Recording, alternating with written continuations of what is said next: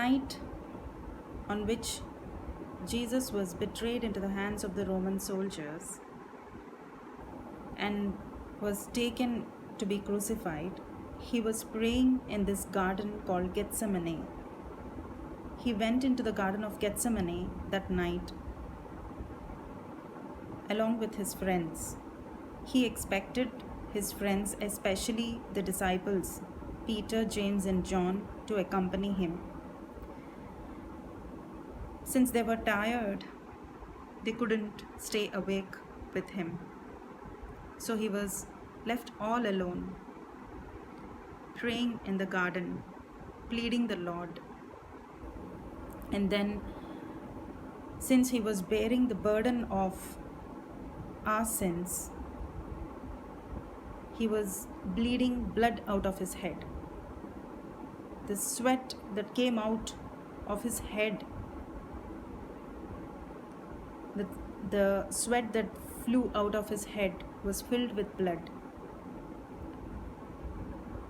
So great was the burden of our sin. He was bearing the sin of the mankind, but then he was also bearing our individual sin. He was bearing my sin that day, your sin. That's how serious sin is. This nature of sin had crept into every human ever since the fall of the first man, Adam. From there, the sinful nature has been inherited to every human being, living and those who are about to be born also. So we need a savior to save all of us from this eternal damnation. There is a book in the Bible called Leviticus, in which number of various sacrifices are made for various sins, in which the person who is guilty used to take an animal, a blameless animal, to the priest, and the priest lays the blame and the sin on the head of the animal on behalf of the sinner. And that was how our sin was laid on the head of the Lamb of God that night. The sin's burden was so intense that the Savior had to bleed out of his head. He did this willfully. He was pleased to do this. He was willing to die. Such was our Savior's love. No matter whoever you are, he died for everybody.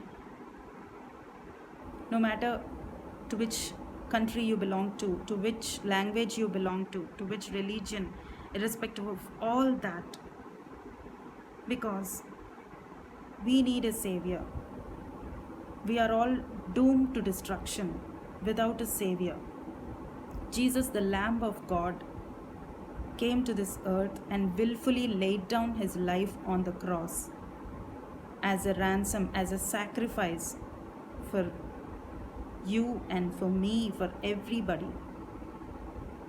Otherwise, we are all doomed to destruction. We need to understand that on our own, we can't redeem or deliver ourselves from this sin or this sinful nature. We actually belong to the Creator. By default, by virtue, we are His creation. So Lord Jesus Christ came to this earth to reconcile us to the Father, to the Creator.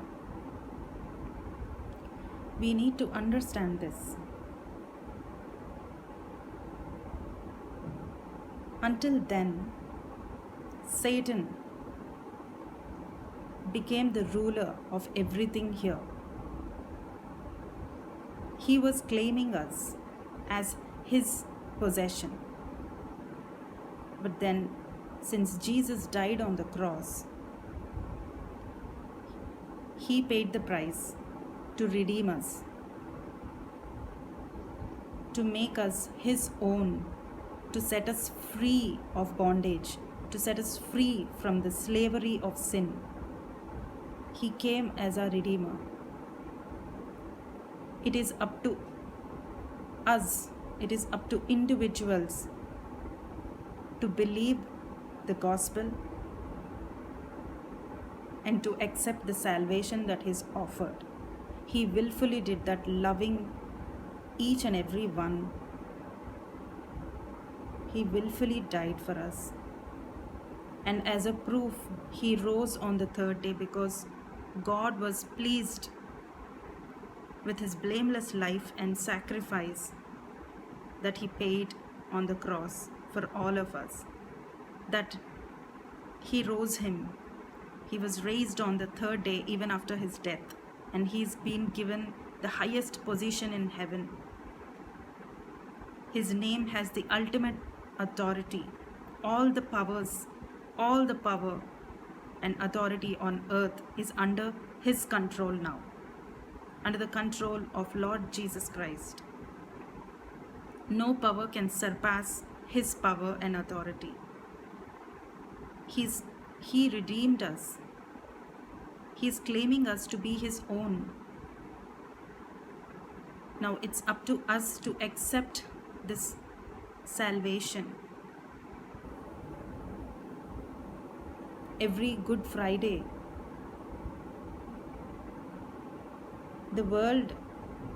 God wants the world to be reminded of the sacrifice of the Lamb of God, the love that He's shed on the cross, the ultimate act of love and humility that He's done.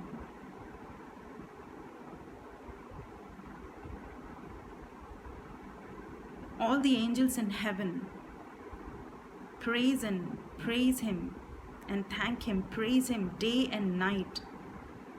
But He chose to come to the earth to die as a Lamb of God. There is no act as humble as this.